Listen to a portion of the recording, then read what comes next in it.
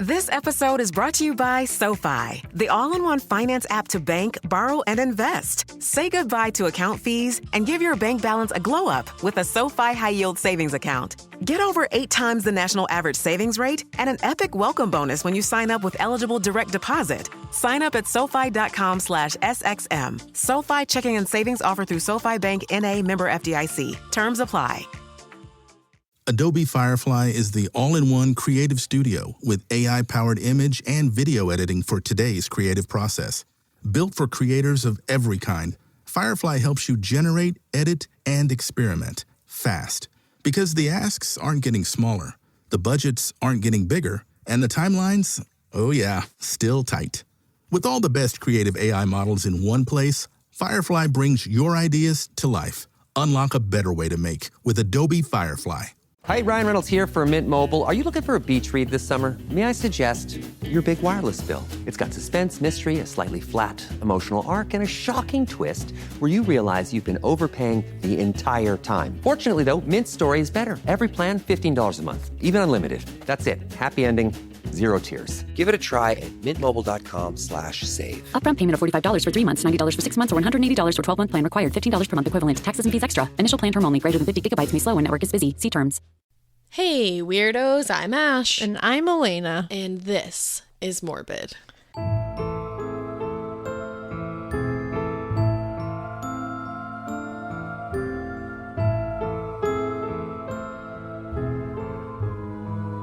It is morbid on a Sunday.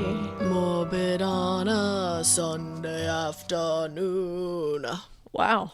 Is that what he says? Like, does he say on a Sunday afternoon? Or sunny? I don't really know what you're talking about, so I'm not going to be of help. It's like an 80s song. It's like, oh no, it's Hungry Like the Wolf. I'm an idiot. I'm leaving.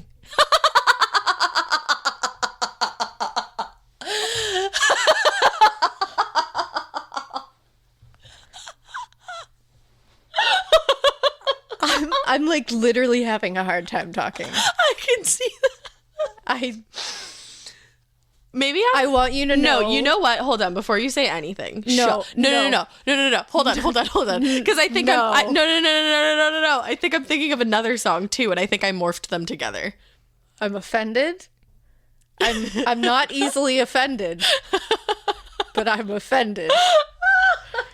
Because this is like one of those moments that we usually have when we're not recording, and I'm like, don't ever tell anybody that I said do that. Do not say that on the podcast. Literally. Alaina will always be like, I can't wait to tell everyone you said that. Guys, where are my fellow Duran Duran heads? Where are my fellow Simon Le Bon lovers? To be fair, were you all just as offended? Were you speechless along with me? However, on the contrary, in conclusion, we're in this together. I think that I like negated the lyrics of that song from my head because Diane Downs did kill her children to that song, or attempt to. Yes, but one, the words aren't that even a little bit. I know. The Sunday, and then two, like the tune didn't even make so I don't even know. I still think. Can you turn my headphones up a little more? I still think that I morphed 2 songs together. That's perfect. Thank you. Yeah, wow. This is the beginning of the episode, guys. So it's a Sunday afternoon. Yeah. Sing that to the tune of Hungry Like a Wolf. I think maybe that's just what I did. I don't know. I didn't get coffee today. I had coffee from home, and it's never the same. It's true. It's not. I'm just really glad. I also just am who I am. You are. I was gonna say we don't need to make a lot of excuses here. We can just say, you know how it is. You know, it's really funny. Before this, we were like, do we have any business to talk about? Like, do we need to like make any announcements? And then we were like, no. And then that just became a PSA. Yeah. Of like, this is who Ash is. Like, the whole beginning of the episode is just us talking about what the hell song you were trying to sing. Yeah. Well, after, now that we've primed you. Yeah. Now that we've gotten y'all, you might be angry. You might be offended. You might the be amount laughing. of tweets that I'm going to get. Yeah, I hope about so. this. You know I might need to take a social media break. You deserve it. I do. This is worse than Nin.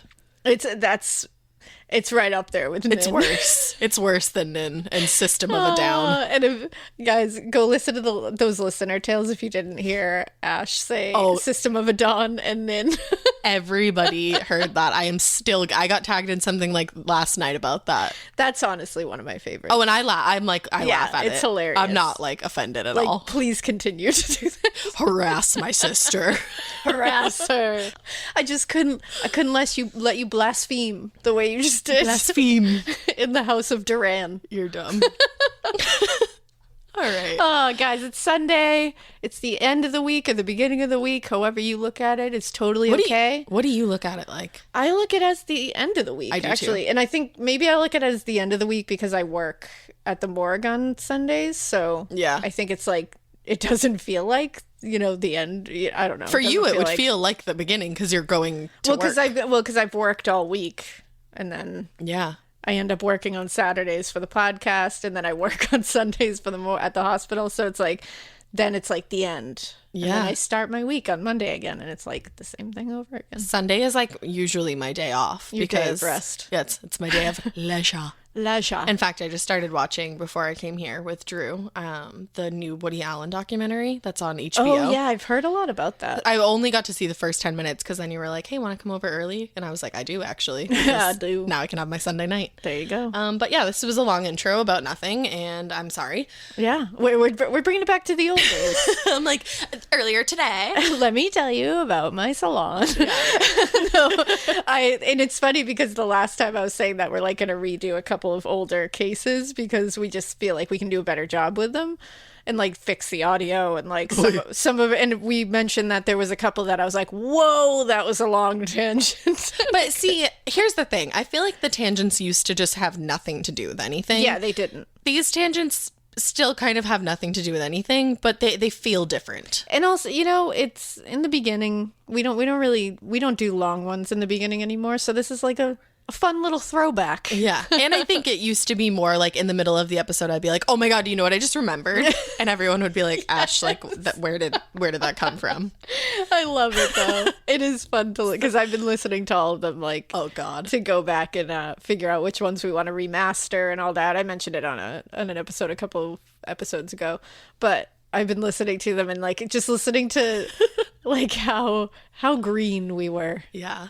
It's fun. I mean, I still feel green at times, but I feel like we've gotten the hang of like where you should end that random tangent much better. Mm-hmm. Much better. I think it's right here. I think it's at 6 minutes and 26 seconds. That's where we should end it. Well, this week is going to be a bummer as usual because we cover some pretty shitty, sad stuff. But we like to bring you up, then bring you back down. Exactly. So this is actually a case that I looked like slightly into when we were doing our Halloween shows. And during our Halloween shows, I covered the case of the curse of the Poltergeist films. Mm-hmm. And it was like a case within a case that I was like, oh, I definitely want to get into that part of it. And for a regular Morbid episode. And here we are. Because Dominique Dunne was in the Poltergeist films, and some say that she fell victim to the curse. That whole case of the curse is nuts. Horrifying. Yeah. It is truly, truly terrifying. It's scary. And it's real. It's definitely real. I think that Dominique Dunne, because of like the situation that she was in, maybe some of it was the curse. Yeah, maybe it didn't help. But I also think that the human being that murdered her was just a curse in and of himself. I was going to say, I think there was a curse in her life. Yes. So with that, let's get into it. Dominique Dunne was the daughter of Vanity Fair writer, producer, and investigative journalist Dominique Dunne and Ellen Beatrice Griffin Dunne, who went by Lenny. So her mom was Lenny and her dad was Dominik. And obviously she was named after him. What Dominique. A cool couple name. I know, I love them. Lenny and Dominik. I want to hang out with them. They ended up getting divorced, but they like remained friends forever and ever. Cool. They had a really cute relationship. Dominique was born in Santa Monica. She was the baby of the family. She had 2 older brothers, Alex and Griffin. P.S. I love the name Griffin. That is a really cute name. It is, for like a little boy just running around like, hi, I'm Griffin. Like, yeah. Shut up. But Lenny had actually given birth to 2 other daughters before Dominique, who sadly passed away like very shortly after they were born from hyaline membrane disease. And it's a lung disease that used to be really common in C-section babies. Oh. Yeah. Wow, I didn't know anything about that. Yeah, it's very sad, but I think it basically is just like a complication. Yeah. So Dominik said that Dominique to her parents was like 3 daughters in one because they had lost the 2 before her and then they had her. So she was all of them wrapped up into one human being. She was their rainbow baby. And he said that she was triply loved. Oh my goodness. Their relationship, oh my goodness, Dominique and her father, and just her whole family. The family relationship is, they're such a close-knit family and like very clearly just loved each other so much. Dominique herself was very loving, very kind. She loved animals and was especially known to collect strays. Yes. In I'm going to link it, the Vanity Fair article that Dominik wrote about his daughter and the whole entire ordeal. He said that she had a cat that had a lobotomy, and I think it was like a dog with like stunted legs. Those were like 2 of her favorites. Lobotomy. Yeah, I was like, wow. I love that. And loving and kind seem like the 2 best words to describe Dominique, but she could also be described as extremely determined because once she decided that she was going to become an actress, she started getting roles like almost immediately, and she was super good at it. She was in a lot of different shows. She was in Lou Grant, Chips, Fame, Heart to Heart, and obviously, like I said, the movie Poltergeist, which, like I said, a lot of people think is cursed because there's so many deaths surrounding not only the people who were like actors and actresses in the film, but also people that just worked on set. Yeah, anywhere around that set, it seemed. Yeah, it's nuts. You weren't getting away from it. No way.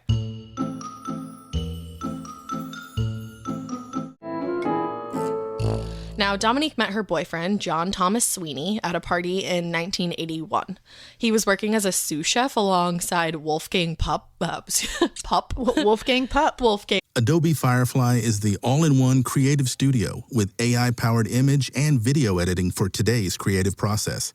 Built for creators of every kind, Firefly helps you generate, edit, and experiment fast. Because the asks aren't getting smaller, the budgets aren't getting bigger, and the timelines, oh yeah, still tight. With all the best creative AI models in one place, Firefly brings your ideas to life. Unlock a better way to make with Adobe Firefly. Hi, Ryan Reynolds here for Mint Mobile. Are you looking for a beach read this summer? May I suggest your big wireless bill? It's got suspense, mystery, a slightly flat, emotional arc, and a shocking twist where you realize you've been overpaying the entire time. Fortunately, though, Mint's story is better. Every plan, $15 a month, even unlimited. That's it. Happy ending, 0 tears. Give it a try at mintmobile.com/save. Upfront payment of $45 for 3 months, $90 for 6 months, or $180 for 12-month plan required. $15 per month equivalent. Taxes and fees extra. Initial plan term only. Greater than 50 gigabytes may slow when network is busy. See terms. Puck. As Wolfgang Pup's dog that actually cooks. It's crazy. It's the nuttiest thing. No, he was a sous chef to Wolfgang Puck. That's badass. And it was at this super exclusive, like, hoity-toity restaurant, Ma Mason, I believe is how you say it. Love it. They were, like, so, like, exclusive that they didn't have their number listed. Like, they had an unlisted number. That's like those places that don't have doors and you have to find a way in. It's like a just wall. a speakeasy. Just like, yeah. There's a speakeasy in Hudson that me and Drew went to one time, and it was the coolest place I've ever been to. Speakeasies. Are we okay? It's Sunday. Speakeasies are so much fun. They are. So much fun. Yeah, and the bartenders are usually just like very like zany. Oh, like, yeah. They're like salt of the earth people. Yeah, but that has nothing to do with anything. I told you, it's a throwback episode, guys. It's because it's Sunday. It's a throwback. Yeah. Now, the honeymoon period for this couple did not last long at all. John Sweeney, who was 7 years older than Dominique, actually, started showing a very different side of himself very early on. He was super jealous, super controlling, and not only like mentally, but physically abusive toward Dominique. Asshole. And he had been raised in a house like this when he was younger. He came from Pennsylvania, and he grew up with his alcoholic father just regularly beating his mother. It's a terrible cycle of violence. It is, and it's really sad. Now, like we always say, feel bad for the kid version. Like, exactly. I feel bad for the kid version of John Sweeney, but I do not feel bad for the adult version in any way, shape, or form. And it seemed like he was somebody that just kind of wanted to, he was desperate to fit into this Hollywood lifestyle. Yeah. And it was like a meal ticket. Like Dominique was his meal ticket. Yeah. Like he could get into the, he could get the money, he could get the exposure. Yeah. He could get the lifestyle. Excuse me. She's like this up and coming actress. It's like, he's hitching his ride to say it. It's perfect for him, And Dominique was on to his whole thing too. Like, she wondered, and even came right out in letters that were later found. She was like, John Sweeney doesn't love me. He's obsessed with me. And like, she said that to people in her life. Like, he does not love me. He loves the idea of me. You know? What I can give him. Exactly. And that's so sad and terrifying. Yeah, it is. Both. Exactly. Now, there were multiple occasions where John showed his true face, not only to Dominique, but to the people involved in her life and their life as a couple. There was an occasion where they were out with her brothers and a fan like came up to Dominique, and I think he yelled one of the lines from Poltergeist at her and was like, "Oh my God." And, oh my God. And he was just really excited and like just wanted to say hello. And John happened to be in the bathroom when this was happening. And when he came out of the bathroom and saw this guy talking to Dominique, he stormed over to him, lifted him up, and just like shook him violently. Without having any kind of read on the situation at all. Like, this could be her fucking cousin for all you know. Like if wow. Yeah, he was just completely overtaken with unhinged. rage. It's nuts. There was another time where they were joining Dominique's father for lunch, and they showed up super late, and Dominic was like, it was very clear that Dominique had been crying. Oh, that makes me so sad. Yeah, it's and awful. Her father. Do you know how badly he probably wanted to just like, Well, and he the Vanity Fair article, I cried reading it. It's like super long, but it's one of the best not one of the best things I've ever read, but it's just so well written. Yeah. And he said he like knew that it was going to be hard for her to get out of this relationship. And it was something that he thought about and was worried about. Because the only thing you want to do is protect your child. Yeah. And it's like when you can't, and he was probably racking his brain trying to think of ways he could get her out of here. Right. But at this point, she's like 21, 22. Yeah, what can you do? Like, there's nothing you can do. She's an adult. Ugh. It's awful. And I can't imagine that feeling as a parent. I can't imagine. You're in charge of your child for so long. You're like in charge of the people in in their life. You take care of them and keep the bad people out of their life. But now they're an adult, and if this is who they want to be with, there's literally nothing you can do. The scariest thought you can have as a parent is that they're going to go out into the world and terrible people can come into their lives and you have no control over it. Right. Like, you have to just let them out into the world and hope that they are able to not be around those kind of people. And it's like, I don't even want to think about it. No, it's horrible. Ugh. So yeah, that was another occasion where her dad was just like, I don't know what to do. Yeah. There was another occasion where friends were over the couple's home and they started arguing, and these friends witnessed John pull Dominique's hair straight out of her head, like from the root of her scalp, like literally yanked her hair out of her scalp. No. Like, what? No. There were a lot of times that Dominique tried to get away from him. There was one time she escaped through a bathroom window after her friends like saw John Sweeney literally trying to kill her with his hands around her neck. And she ran to the bathroom, escaped out the window, and jumped into her car. The fear she must have been living in. Oh my! Before her murder. I can't imagine. It's awful. And so he had asked her on this occasion when she ended up escaping through the bathroom. He was like, "Oh, come back to bed," and she was like, "Okay, like sure." And that's when she crawled out and got into her car and was like leaving to go to her mom's house. But John threw himself onto the hood of her car, trying to like halt her from getting away, and then knew that she was going to her mom's house, so showed up at the mom's house and was banging on the doors and the windows trying to get her to come outside or let him inside. That's a nightmare. An actual nightmare. And then as her mother, like, what? Because all these people are in a position that, like, when you actually think about it, you're like, how do you get out of that? Right. Like, there's very few options here. And she tried to so many times. And so on this occasion, he finally gave up and went back to the apartment, and he thought Dominique would come back. But that was the final straw for her. She had had enough. And she was surrounded by so many people who loved her. They knew what was going on. They wanted to help her. You know, there was actually one time where she had a guest appearance on a show called Hill Street Blues, where she was supposed to be acting as like an abused girl whose mother was the one who was abusing her. But because Dominique was suffering at the hands of John Sweeney, they didn't even have to use makeup to fake her bruises. Her face and neck had already been bruised so badly that you can see the picture of her acting in this show, and all the bruises are real.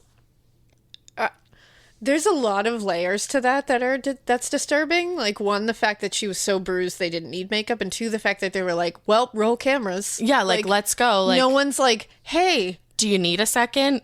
should we postpone Can this? we help you? Can we call the fucking police? Like, Yeah. can we do something to Right. help? Like, this is bad. And I don't know. Maybe they did, and maybe she was just But like, also, it's okay. Like, Why are you rolling cameras on that? Like, that's really fucked up to have, like, for posterity later. Like, that's crazy. absolutely. I mean, Hollywood is fucked. Holy shit. That's something I feel I very didn't know confident that. saying. Yeah. Yeah. But it's like, but like I said, it just proves the point that people knew what was going on, you know? And Yeah. it was And that it was, like, right out in front of everybody. it's just But right there on the again, table. Like you say, the only thing you could do is call the police. But if they're not going to, press charges or anything, you can't Right. really, that's all you can do. And I think the thing is, like, she was an up and coming actress. She loved acting, so it was probably an escape for her. Yeah. And at this point, she called John and like was like, "No, we're not together anymore." So at this point, I think she probably was like, "This is where it ends, and I'm gonna move on with my life." Yeah, and again, it's easy to say when you're outside of a situation, like, I would do this or I would do that, but it's like, You don't know. You have no idea. You have no idea, And we also exactly. don't know every single thing that was going on around her No. in her life, or what she was thinking. No. But after the last strangling incident, like I said, she had enough. She called him. She's like, "You need to get your stuff out, and I'm done living this way." And surprisingly, he did. He moved his stuff out of her house and whatever, like went away for a little bit. Now, Dominique was determined that she was not going to go back to her place until he was completely moved out, and she didn't. And then once all of his things were gone and he was settled somewhere else, she moved back in and she changed all the locks. I was literally just going to say, I hope she changed all those So locks. she Yeah. very, like, she's a very smart girl. She knew what she was Absolutely. doing. She was like, "Let me Yeah. handle this. I got it." And she was just, like I said, ready to put everything behind her. But it wasn't going to be easy with a classic abuser and a guy like John Sweeney. And it wasn't long until he started calling again, showing up randomly. "Please talk to me. I can change. It'll be different." Classic abuser stuff. So on the night of October 30th, Dominique got one of those calls while she was home and rehearsing with actor David Packer for a miniseries called V. Now, Sweeney called her from work and asked her if he could come over just to talk. It's so manipulative, too. "I just want to talk." It's so manipulative. It because is. It's like, that's because so many people know what that feels like, to know that you shouldn't talk to them, but they just Right, but like I weasel said their in the way in there. beginning, the two main words to describe her, loving and kind. She's not going to Exactly. turn her back on somebody that, I mean, I don't think she probably did love him in some capacity. And at some point, she had strong feelings for him. I mean, they were living together. Absolutely. Like it's hard to like love or like caring about someone in that like kind of romantic way. Is not. We all know it's not easily quantifiable or like understandable. It doesn't like lay down to every rule of like, well, he's a dick, so you can just stop caring about him. No, like that's your it never works emotions that way. don't work that They're way. not logic, unfortunately. I wish they were. You're thinking with your heart, not your head. Exactly, and it sucks. It does. Also, if you guys hear like some crazy wind, It's straight up tornadoing outside. it's straight up monsooning. Not really monsoon mixed with Snow. blizzard. Yeah. outside, and it. Oh wow, yeah. There's a lot going on outside. It's like the freaking Dust Bowl. Yeah, we just happened to look out the window and we're like, well, Yeah. okay, and it happened out of nowhere. So if you hear some like crazy howling wind, it'll just add to Or the if mood, it's I just suppose. like, Adobe Firefly is the all-in-one creative studio with AI-powered image and video editing for today's creative process. Built for creators of every kind, Firefly helps you generate, edit, and experiment fast. Because the asks aren't getting smaller, the budgets aren't getting bigger, and the timelines, oh yeah, still tight. With all the best creative AI models in one place, Firefly brings your ideas to life. Unlock a better way to make with Adobe Firefly. Hi, Ryan Reynolds here for Mint Mobile. Are you looking for a beach read this summer? May I suggest your big wireless bill? It's got suspense, mystery, a slightly flat, emotional arc, and a shocking twist where you realize you've been overpaying the entire time. Fortunately, though, Mint Story is better. Every plan, $15 a month. Even unlimited. That's it. Happy ending, 0 tears. Give it a try at mintmobile.com/save. Upfront payment of $45 for 3 months, $90 for 6 months, or $180 for 12-month plan required. $15 per month equivalent. Taxes and fees extra. Initial plan term only. Greater than 50 gigabytes may slow when network is busy. See terms. stops abruptly because I feel like the power The lines power are going to going go out. out. Yeah. Cool. Well, yeah, we gave you with fair us. warning. So he's like, "I just want to come talk to you. Like, please let me." So she's like, "Okay." So he shows up. He's knocking on her door, like, "Let me in." And apparently he had downed 2 martinis at his job before he walked over to the house. Oh boy. Yeah. So Dominique finally agrees to go out, and she starts talking to him on the porch. But just a few minutes into talking, remember, her friend David is there rehearsing with her. David hears a fight start between the two of them. He heard the sound of smacking, he heard screams, and he heard a loud thud. I would not know what to do. Well, so he did. He called the police, and the police told them that it was out of their jurisdiction. So it's like, okay, like, what do you, like, can you contact the other police department for me while I handle this? Like, cool. They're just like, yeah, sorry. Sorry, we can't get out there. Can you connect me to the other people, or just like call them for me and send someone out here? So I'm not sure exactly what happened. I don't know if like they did connect him or whatever, but I mean, eventually police got there. But because he was so terrified, he actually called a friend and left a voicemail saying that if he died that night, it would be at the hands of John Sweeney. Holy shit. He was like, should anything happen to me, here's who did it. Because you're listening to a man like beat a woman on the front porch. Like, he's unhinged. He's like, I don't know if this guy has a gun. I don't know if he has any kind of weapon. And obviously he's an unhinged motherfucker because he's just beating a woman in the middle of the fucking street. Right. And he's been friends with Dominique. He knows what's gone on. Yeah. Everybody, all of her friends knew what was going on, unfortunately.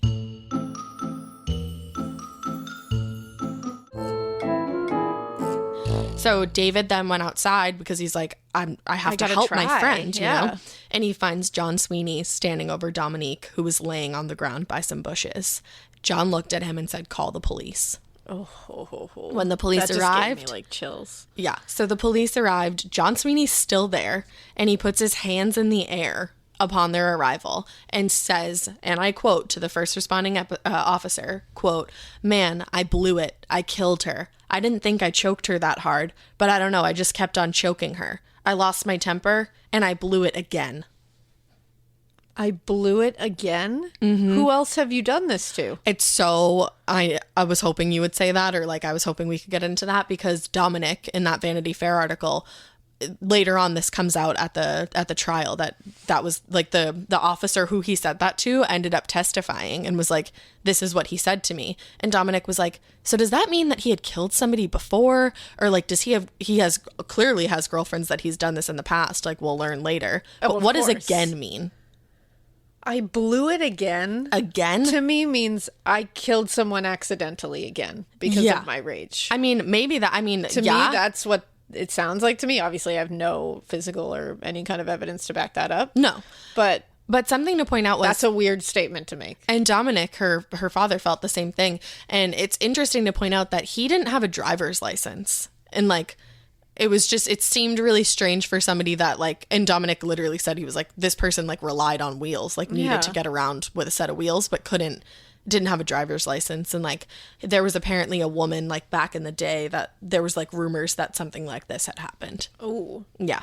It's a strange thing to say. I blew it again. And at first I was like, does he mean like I strangled her again? Right. Because he had strangled her in the past. Like, I don't know if, But he's not saying like, oh, she's unconscious. He's saying I killed her and I blew it again.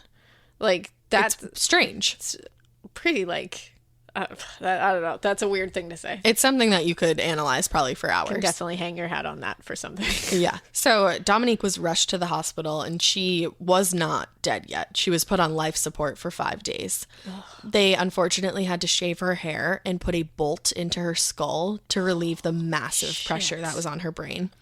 And her father remembered seeing her like that with bruises on her neck. There were huge marks made by the hands of John Sweeney. That's your child. And again, in the Vanity Fair piece, he said that it was nearly impossible to look at her, but also impossible to look away. Yeah. It's so sad. Because, I mean, she's gone through this. She's suffered. Mm-hmm. You don't want to, like, negate her suffering by being like, I can't suffer by looking at you. You know what I mean? Like, you almost feel responsible. Mm-hmm. And they were really worried about her mother, Lenny, going to see her because Lenny had multiple sclerosis. Oh, and that is a disease where it is greatly affected by stress. Like if somebody suffering multiple sclerosis is going through a stressful time in their life, they'll get more flare-ups and they'll get more sick. Yeah, absolutely. So they were like, we don't want to, yeah. And we also, don't know what to tell you. I said you almost feel responsible. I didn't mean that. I meant you almost feel a responsibility to look at. Oh, yeah. I didn't mean responsible like no, I knew what you meant. I just wanted to clarify that. Yeah.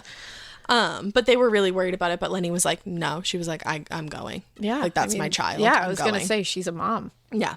So unfortunately, Dominique had to be taken off life support on November 4th. And it was, I believe, 19 days before her next birthday. Jesus. She was 22 years old when she died. Her kidneys were donated to 2 different people in need of them at that specific hospital. And her heart was donated and sent out to a different hospital in San Francisco.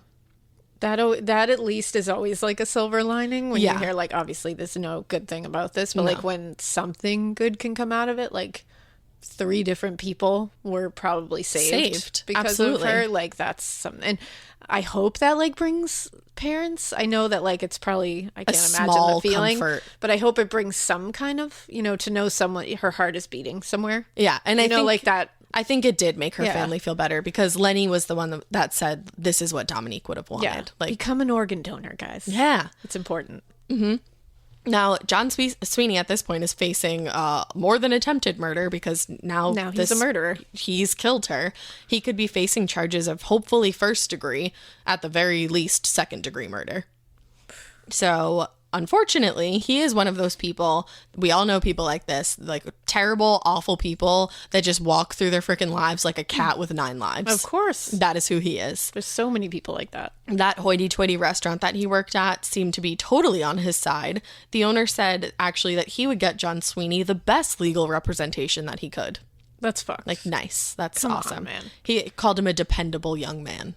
It's like, this isn't one of those cases where it's like, yeah, like, we're not sure what happened here and blah, blah, blah. Like, there was an eyewitness, and he literally told a police officer when she arrived over her dead body, like, I killed her. Right.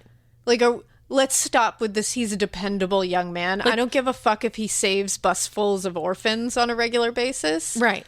He just murdered a person in cold blood in their front yard. And also, he's a dependable young man. Okay, so he shows up on time at work. Yeah, that's great. That's awesome. That's a great quality to have. Slap a gold star on him. You know what, like, kind of overshadows that is being a murderer. Murder. Usually, like, kind of overshadows being timely. Yeah. Just, I mean, like, in my personal opinion. Tardiness and murder, not on the same level. No, held to very different standards. One's inconvenient, and one is murder. Yeah, like, so just straight up murder. Let's just take that. So Sweeney ended up actually getting a court-appointed defense attorney named Michael Adelson, and then Joseph Shapiro, who worked with the restaurant La Maison regarding legal business, hopped on the team too. So he had a good team, unfortunately.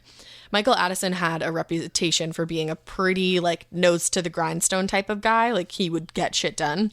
And Joseph Shapiro was the same kind of guy. So as a team, they were not only intimidating, but they were ready to go to, like, great lengths to get him off of this. Yeah. Which is just absolutely fucked. Great. Yeah, it's... yeah. Wonderful. Now, Judge Burton Katz was going to be the judge on the trial, and at the end of this, we're going to really just have a deep, deep dislike for this man. Ruh-roh. Because that turned out to be pretty awful for the Dunne family, essentially another tragedy in their lives.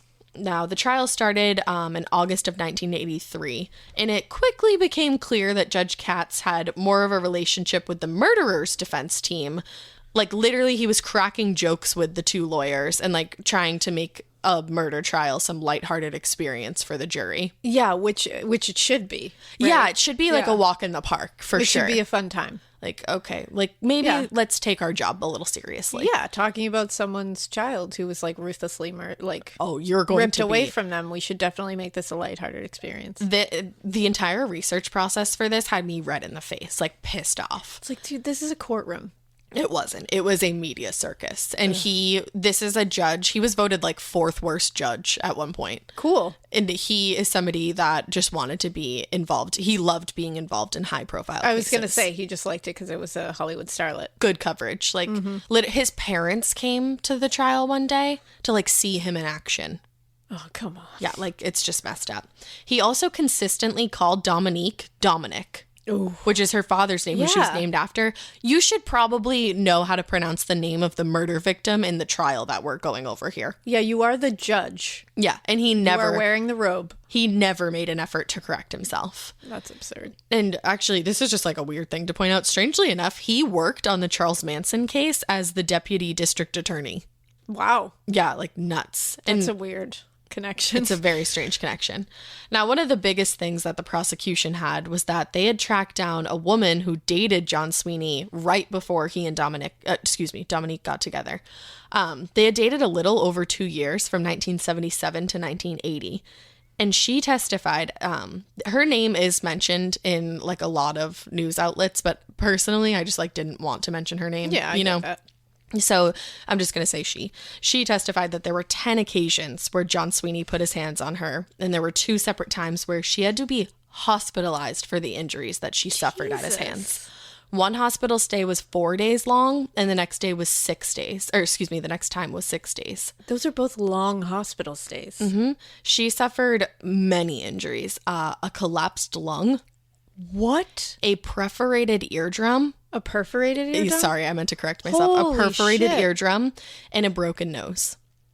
Oh my God. Like a perforated eardrum? Like what happened there? What did he do? I have no idea. Oh, that's horrific. Now, when she tried to escape from him, he would literally throw rocks at her.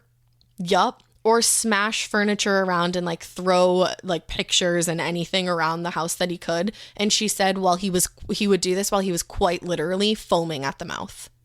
Holy shit. We are talking about a man that is an actual animal. Like actually unhinged. Like terrifying. Like I literally picture the guy in Split just like going off. Like he is fully untethered. It's not okay. Now, the entire time she gave her testimony, John Sweeney wouldn't even look at her. Like would not look up at her.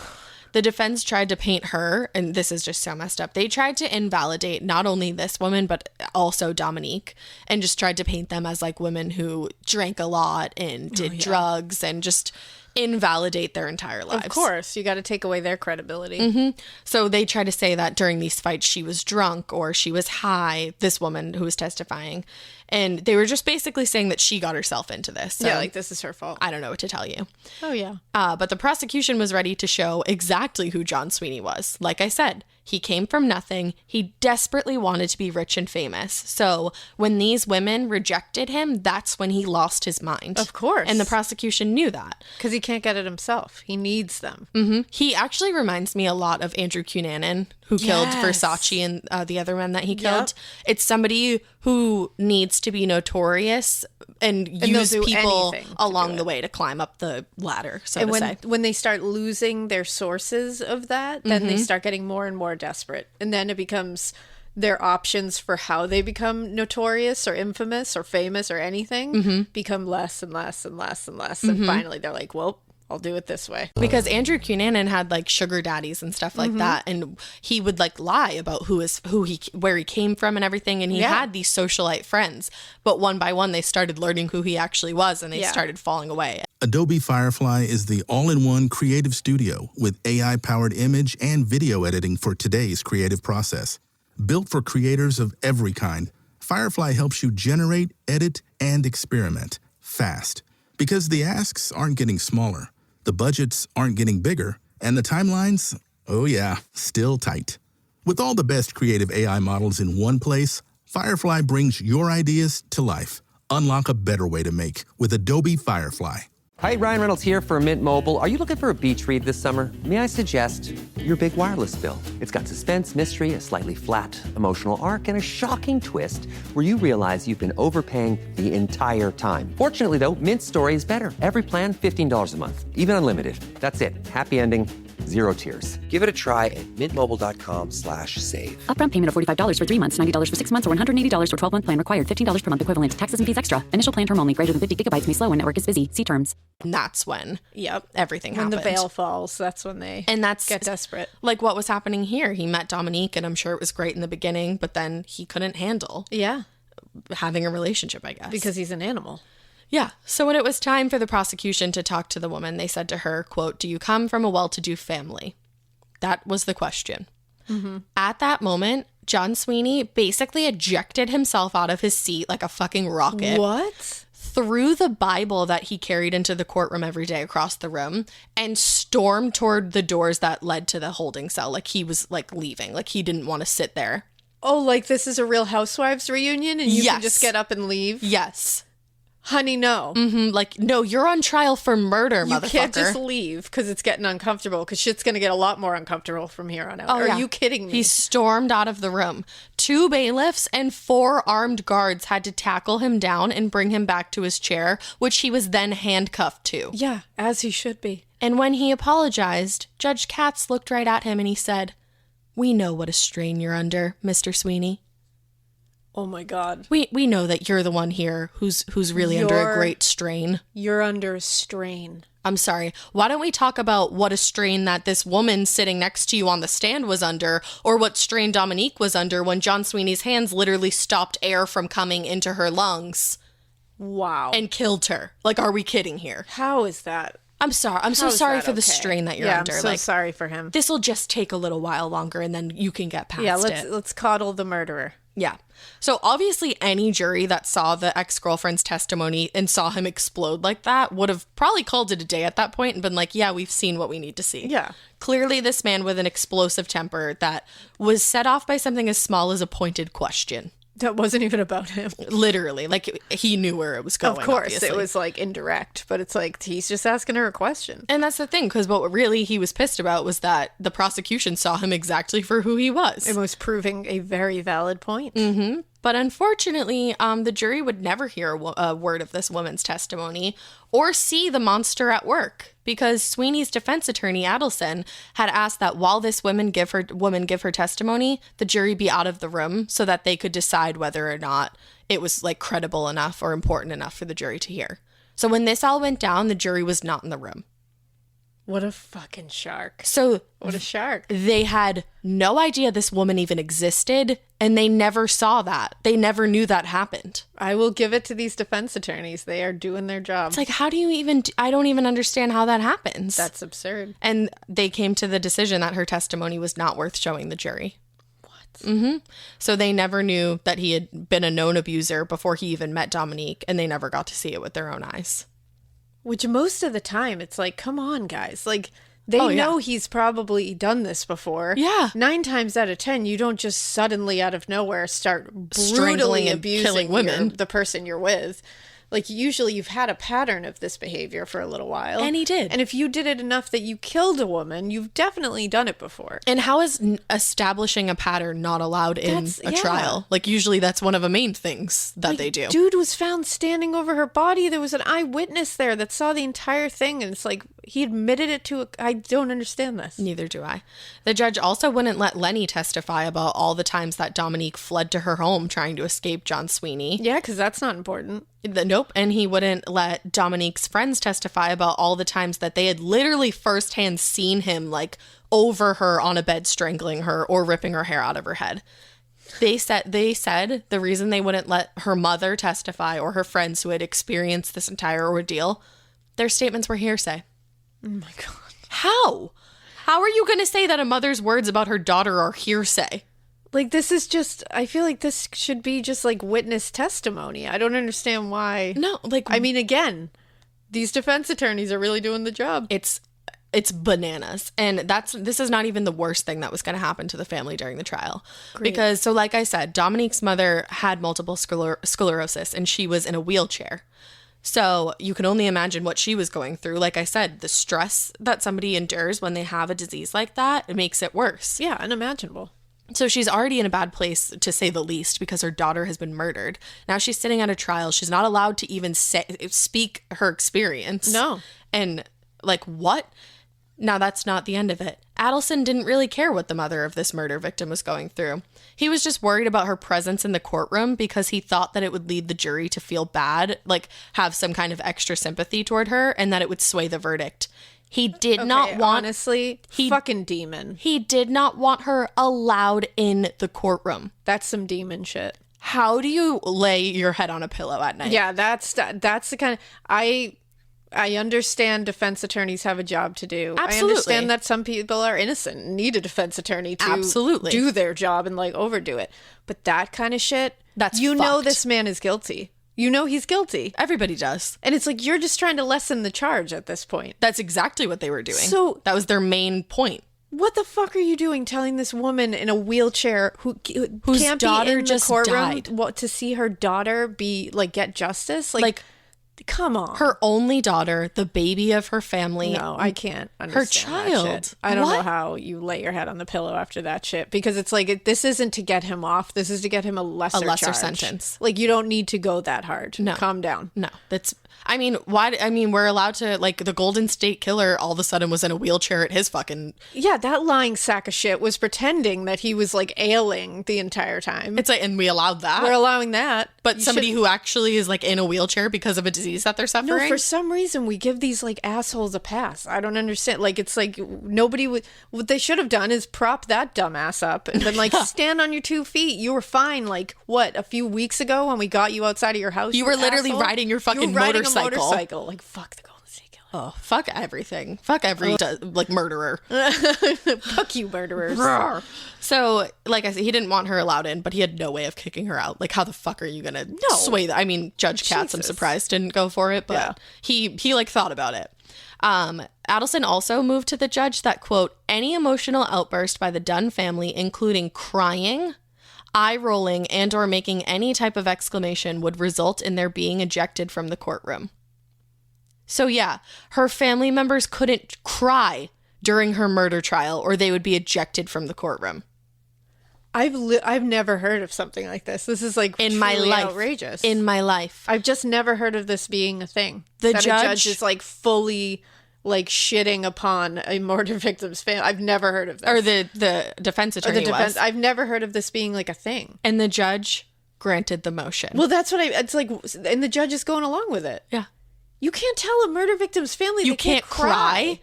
Like, what? I'm sorry, what? Like, I understand the, like, no bursts of emotion. Like, you can't stand up and scream. Or, like, charge people or anything. I understand that. You can't tell people they can't cry. Right. No. Like, come what? on. So one day... No matter what, their child is dead. Nothing changes that fact. The jury isn't going to be like, I wonder if Dominik really is dead because they're not crying. Like, no. It doesn't make any sense. So one day, one of Dominik's brothers had tears in his eyes, and Adelson tried to have him thrown out. And there was another time when Griffin and Alex, Dominik's brothers, moved seats so that because at this point, John Sweeney was on the stand testifying, so they moved seats to be in his eyesight. Like, they were like, good, you can look right the fuck at me. For sure. And Adelson tried to have them thrown out. Are you kidding? They weren't thrown out, but then Alex told Dominik that he was like, I can't do this anymore. I can't go and be in the same room with John Sweeney and be treated the way we're being treated. Like, I can't. I would lose it. I would lose it on this guy. So the blows to the family kept coming from all angles. The judge, the defense, the hopes that something huge would be admitted as evidence and then last minute was taken off the table, labeled hearsay or just like unnecessary. Now, another blow came on August 29th when Katz granted a motion saying that there was insufficient evidence of a charge for first-degree murder and that the jury would only be able to deliberate on charges of manslaughter or second-degree murder. I had a feeling that was going to be the end result. Like, what? Yep. And then there was when John Sweeney took the stand himself and tried to make excuses and paint himself like the real victim here. It was him. Oh, of course. He was the victim here. He was, yeah. So this is his version of events. He said, just everybody hold on to your butts. Oh, God. He said that he had gone over to Dominik's place that night because they had actually been talking about getting back together, even getting married and having kids. Like, everything was great again. And she told him that she changed her mind and she didn't want him back and that she was sorry for leading him on. And so when she said that, he lost it and he blacked out. Didn't remember anything. Even if that was the truth, that's her fucking prerogative. Yeah. People can change their goddamn minds, especially when you're an asshole who has beaten the shit out of her your entire relationship. She can suddenly go, you know what? No. Well, I actually don't want to. He thought it was her fault. Oh, she yeah, shouldn't it's her have done fault. that. It's her fault. Yeah. And so crazy. He blacked out. Yeah, they all do. And when he came to, he realized that Dominik was unconscious. So he tried to do CPR because he's a hero. But when he did that, it made her throw up. And then because he's such a soft, emotional teddy bear, he threw up too. And then when he saw that Dominik wasn't coming back, he ran into the house. But it's so weird because David didn't see that happen. I was going to say. And he downed 2 bottles of pills, which is so weird because those were not found in his system. Okay. Wow, magic. Super nuts. And also, they were literally not found anywhere. Wow, very lucky. And then he took Dominique's tongue from the back of her throat so that she wouldn't choke on it if she came to. Yes, of course. Because he knew that was the right thing to do, because he had always helped his epileptic father. He's just very smart. He's just such a fucking hero. He's a quick thinker. Yep. John Sweeney. Yep. That he's just everything. Thank goodness he was there. He actually had a cape on at this very moment. Yeah, thank goodness he was there to save her from the murder that he just committed. Yeah. I'm very glad he was there for that. Trying to, totally, for sure. Yep.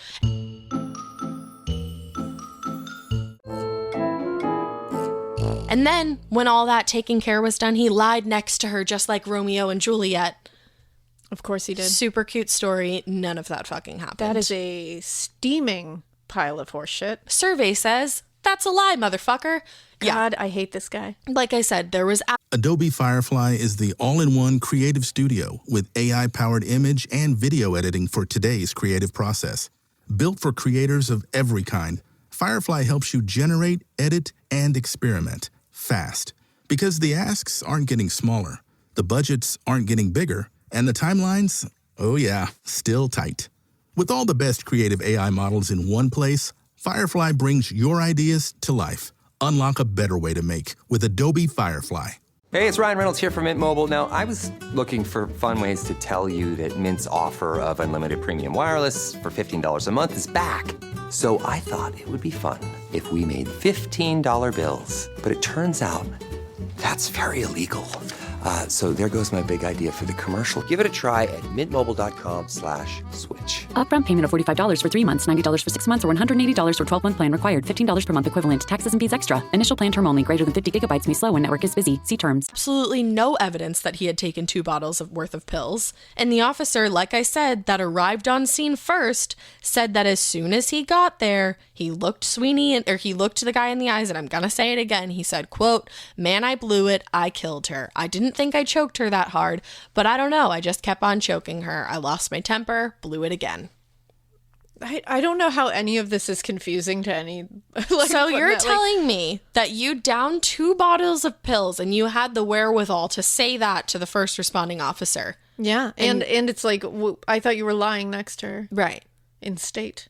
Yes. But no, like that's not what the police officer is saying. No. I don't think he was confused. No, he was not. No. And he knew exactly what he had done. And to further prove that, the medical examiner said that there was evidence to show that, this is horrific, Dominik had been strangled between 4 and 6 minutes. So the amount of rage and just lack of soul you have to hold on to someone's neck with the pressure it takes to actually choke them out for that 4 long. to 6 minutes. Well, and that's like full face fronting, looking in the eyes. Absolutely. And you are watching someone in complete panic. You are saying exactly what I wrote down in my notes. Am I really? Like that's word for word. 4 to 6 minutes. Right in her eyes. To look in someone's eyes, know that you're killing them. Obviously, she would have been struggling to like get away.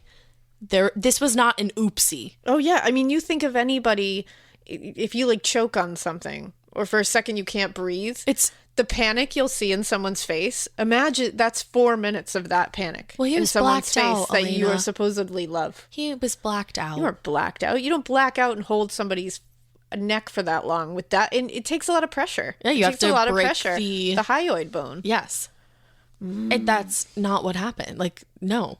You're a liar. None of that happened other than the fact that, you put your hands around the woman that you supposedly loved throat for 4 to 6 minutes. No, it's absurd. And deprived her of it's oxygen. Truly absurd. So now it was time for the jury to decide. When they were finished hearing the closing statements, in which Adelson took the time to speak as Dominique, like literally spoke as her and called herself a liar. Like he was like, "I, Dominique, lied to you, John Sweeney." Like, what? Yeah. Are you kidding me? No. This gets worse and worse. It somehow gets worse and worse. So they went to deliberate. When they came back, they handed 2 envelopes to the judge, and the verdict was read by the clerk. Guilty on voluntary manslaughter. Voluntary manslaughter. Not second-degree murder. And also guilty on a misdemeanor assault, because there was a previous time that was mentioned during the trial that he had choked her. Yeah. Yeah.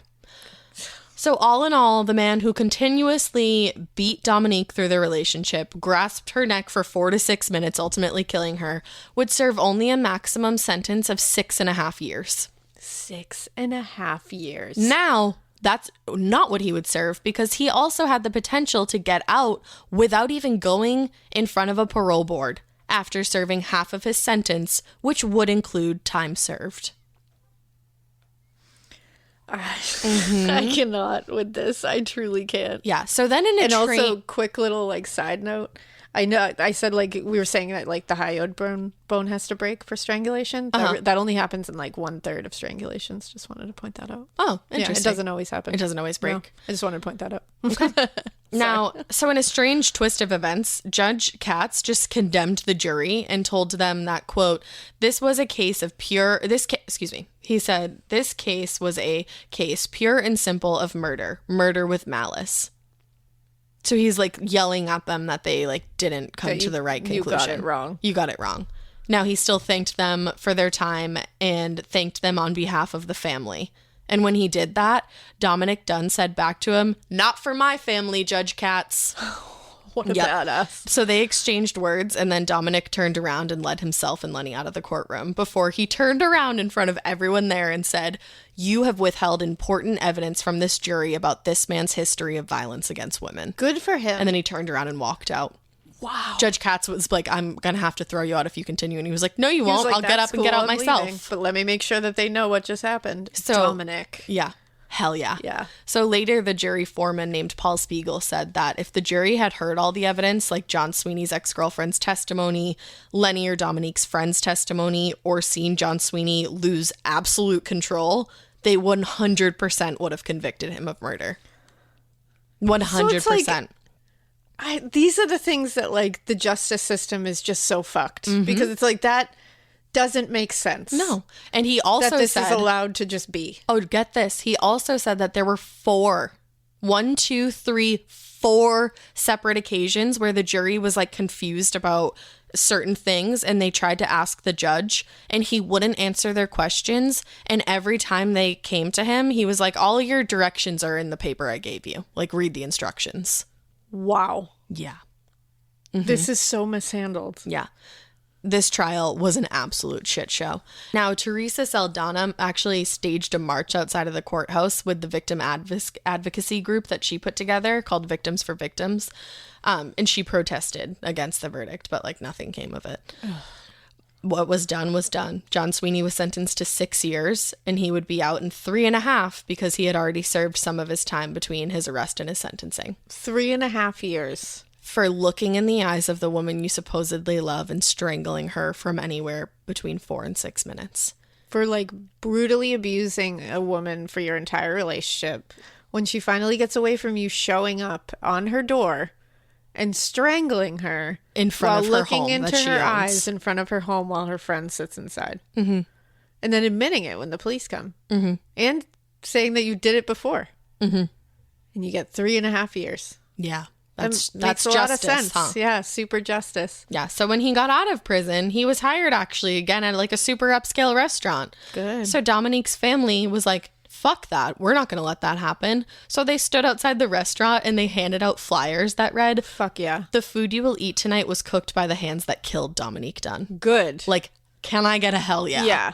That you don't, murderers like can be canceled. Absolutely. Let's do that. 100%. So John Sweeney left that job pretty quickly. And then Dominique's family learned that he was engaged to a woman. Now, I've seen 2 variations on what actually happened.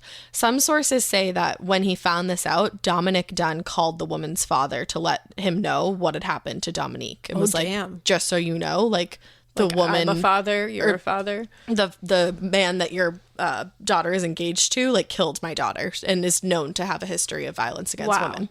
But I also saw... that the woman's father called Dominik to find out if it was Sweeney who had killed Dominique. But either way, they talked. But they talked. Holy and shit. He found out. Now, it's unclear if the engagement went through or not because John Sweeney ended up changing his name. And it's like you can find his name, but there's nothing really you can find out anymore about him. Yeah, of course. It's like a Carla Homolka thing. You can only find out so much. Yeah. So I wanted to end this in Dominique's voice because she was the only one who wasn't there to defend herself throughout the trial. And Dominik included this letter in the Vanity Fair piece that I've talked about. Now, it's a letter that one of Dominique's friends found at her place when they were clearing out the house after her funeral. And it was a letter that was clearly meant for Sweeney. So she wrote to him, quote, Selfishness works both ways. You are just as selfish as I am. We have to be the two individuals to work together as a couple. I'm not permitted to do enough things on my own. Why must you be part of everything I do? Why do you want to come to my writing lessons and my acting lessons? Why are you jealous of every scene partner I have? Why must I recount word for word everything I spoke to Dr. Black about? Why must I talk about every situation? Why must I talk about every audition when you know that it's bad luck for me? Why do we have discussions at 3 a.m. all the time instead of during the day? Why must you know the name of every person I come into contact with? You go crazy over my rehearsals. You insist on going to work with me when I have told you it makes me nervous. Your paranoia is overboard. You do not love me. You're obsessed with me. The person you think you love is not me at all. It is someone you've made up in your head. I'm the person who makes you angry, who you fight with sometimes. I think we only fight when images of me fade away and then you're faced with the real me. That's why arguments erupt out of nowhere. The whole thing has made me realize how scared I am of you. And I don't mean just physically. I'm afraid of the next time you're going to have another mood swing. When we're good, we are great. But when we are bad, we are horrendous. The bad outweighs the good. Wow. So that entire letter, everything. It tells you everything you need to know. That he was like not letting her go to work without him. That he like 3 a.m. discussions when that's like waking her up in the middle of the night to like that's probably a lot. ridicule her. That's a lot. It's horrible. That's a lot. Now that letter was actually read during the trial by the prosecution, and I somehow didn't sway the outcome. Jeez. And actually, I guess the jury was like deadlocked for a little while, and the reason why they broke was because some jurors were like getting too hot and just wanted to leave. Oh yeah, you're too hot. Yeah, I understand. Yeah, we don't want you to be uncomfortable. Yeah, so sorry about that. For sure. So that is the absolutely tragic case of Dominique Dunne, and the tragic case really of her trial. Yeah, that trial is one of the worst I've heard. It's absolutely one of the worst. Wow, I had no idea it was that bad. I've never, and like you said, I've never in my research found a trial as bad as that. That's so bad. Like we've gone over some pretty bad ones, but this one, like not allowing the family to cry, wanting the mother out of the courtroom because she has a disease. Because she's in a wheelchair. She's in a wheelchair. Make people feel bad. Like what? People should feel bad. Yeah. She lost her daughter. Jesus. At the hands of the guy who's sitting right there, walking in every day with a fucking Bible that you didn't get to see him throw across the room. Oh my God, that's woof. Yeah. Wow. So yeah. All right. Happy Sunday. Thank you for that. You're welcome. Man, R.I.P. Dominique Dunne. I'm going to link that Vanity Fair article as well as I used 2 other articles for the research on this. But please, if you read any of them, read the article that her dad wrote. Yeah. It is. I read it when I did my research for the Halloween show or the cursed Poltergeist, and I was crying by the end of it. Oh, yeah. And I read it again for this, and I was like choked up. I'm glad he had like the ability to like write down in words. I hope it was like cathartic to him. I feel like it probably was because he's a writer. Exactly. So I feel like that's how he probably would process that. But like to be able to do that and like put all that into the world is like really impressive. Yeah. And there's some stuff that obviously I left out because I'm not going to like say everything that he said. Yeah. So definitely go read that. Yes, absolutely. And we hope you keep listening. And we hope you keep it weird. But not so weird that you're a judge on a trial and you just suck ass. Yeah, be a good judge, please. Be a good judge. Be a good person. We're the rope right.